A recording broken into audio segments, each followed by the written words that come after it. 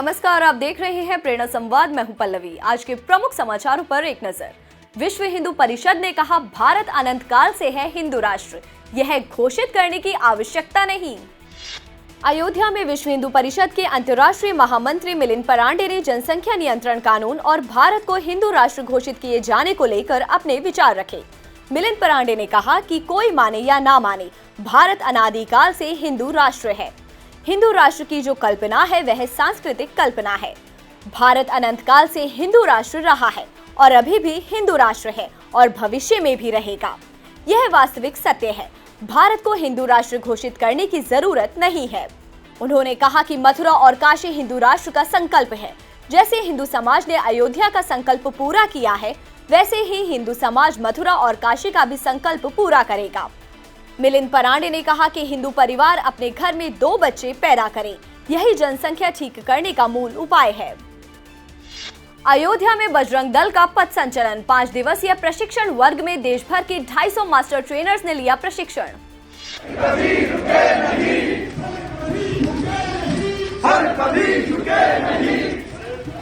पश्चिम बंगाल, केरल व कश्मीर जैसे राज्यों में प्रतिकूल परिस्थितियों में भी हिंदुत्व की रक्षा एवं विकास के लिए बजरंग दल स्वयं को तैयार कर रहा है। इस उद्देश्य से देश भर में 250 मास्टर ट्रेनर्स को कारसेवकपुरम में 5 दिवसीय प्रशिक्षण दिया गया।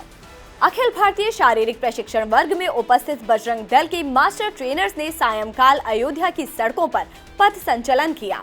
यह दल कारसेवकपुरम से निकलकर मणिरामदास छावनी, प्रमोदवन होते हुए मुख्य मार्ग से नए घाट से हनुमान गुफा होते हुए कारसेवकपुरम लौटकर यह पथ संचलन संपन्न किया। श्री कृष्ण जन्मस्थान ईदगाह प्रकरण में अगली सुनवाई 15 अप्रैल को। जमीन में दबे शिलालेखों को निकलवाने की मांग। श्री कृष्ण जन्मस्थान और शाही मस्जिद ईदगाह मामले को लेकर अखिल भारत हिंदू महासभा की ओर से दायर किए गए वाद में सिविल जज सीनियर डिवीजन की अदालत में सुनवाई हुई।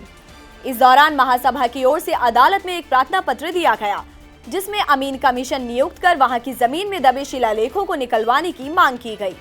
अदालत ने अगली सुनवाई के लिए 15 अप्रैल की तिथि निर्धारित की है। श्री कृष्ण जन्मस्थान की 13 एकड़ से अधिक जमीन से कब्जा हटाने को लेकर अखिल भारत हिंदू महासभा के राष्ट्रीय कोषाध्यक्ष दिनेश शर्मा आदि की ओर से सिविल जज सीनियर डिवीजन की अदालत में वाद दायर किया गया है, जिसकी सुनवाई 15 मार्च को हुई थी।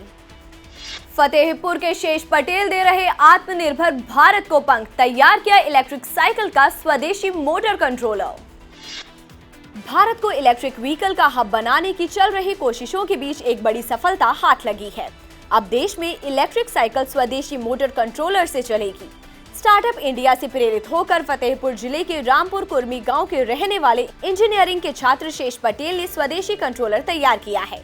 यह चीन के मुकाबले न केवल बहुत सस्ता होगा, बल्कि खूबियों के मामले में एडवांस होगा।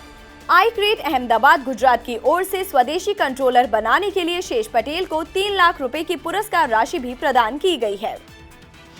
योगी सरकार में बदमाशों में खौफ। सहारनपुर में 8 हिस्ट्री शीटरों ने थाने पहुंचकर किया सरेंडर। योगी सरकार में बदमाशों के अंदर खौफ है। जो हिस्ट्री शीटर अभी तक अपने घरों में भी नहीं मिलते थे, अब वे थाने पहुंचकर सरेंडर कर रहे हैं। 15 मार्च को ऐसा ही सहारनपुर में हुआ। जिन हिस्ट्री शीटर की तलाश में चिल्काना थाना पुलिस लगातार दबिश दे रही थी और वे फरार थे, अब वे खुद ही थाने में पहुंच गए और उन्होंने अपनी कार्यप्रणाली के बारे में सब कुछ बताया। उन्होंने थाना प्रभारी सत्येंद्र राय को बताया कि वे आपराधिक गतिविधियों को छोड़कर अपने अपने काम में लगे हुए हैं। कोई खेती बाड़ी कर रहा है तो कोई परचून की दुकान चला रहा है और उन्होंने अपराध की दुनिया छोड़ दी है। अब एक नजर आज की प्रमुख सुर्खियों पर।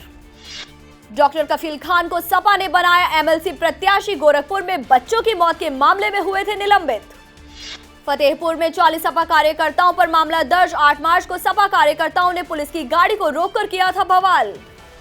हापुड़ में 6 नामजद समेत 25 अज्ञात सपाइयों पर मुकदमा। 9 मार्च को ईवीएम बदलने की आशंका पर एसडीएम की गाड़ी की थी चेकिंग। उत्तर प्रदेश राजर्षि टंडन मुक्त विश्वविद्यालय प्रयागराज में सिटीजन चार्टर व्यवस्था लागू। बना प्रदेश का पहला विश्वविद्यालय। 7 दिन में होगी छात्रों की समस्या दूर।